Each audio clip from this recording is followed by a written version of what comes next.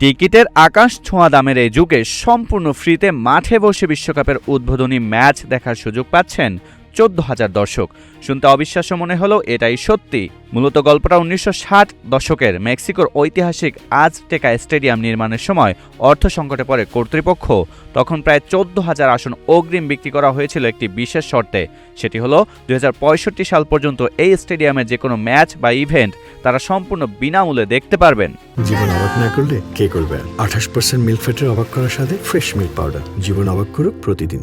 2026 বিশ্বকাপকে সামনে রেখে ফিফা এই আসনগুলো নিজেদের নিয়ন্ত্রণে নিতে চেয়েছিল, কিন্তু আদালতের রায়ে হেরে যায় তারা। ফলে আসন মালিকদের অধিকার অক্ষুণ্ণ থাকে। ফিফার কাছে এই আসনগুলো বিক্রি করতে না পারায় স্টেডিয়াম কর্তৃপক্ষকে প্রায় 54 মিলিয়ন ইউরো ক্ষতিপূরণ দিতে হয়েছে। আগামী 12 জুন এই আজটেকা স্টেডিয়ামে মেক্সিকো বনাম দক্ষিণ আফ্রিকার ম্যাচ দিয়ে পর্দা উঠবে বিশ্বকাপের। আর দীর্ঘ আইনি লড়াই জিতে সেই গ্যালারিতে একদম বিনামূল্যে খেলা উপভোগ করবেন এই ভাগ্যবান 14,000 দর্শক। তানজিমুল আবিদ, নাগরিক প্রতিদিন।